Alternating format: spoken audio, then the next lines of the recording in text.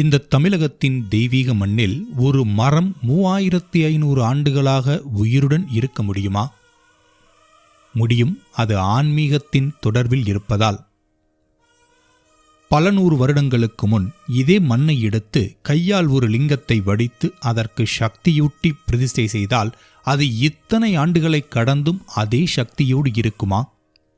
இருக்கும். அதனை வடிவமைத்து பிரதிஷ்டை செய்த கைகள் தெய்வீக கைகள் என்றால் இவை வெறும் கதைகளா அல்லது மறைக்கப்பட்ட உண்மைகளா?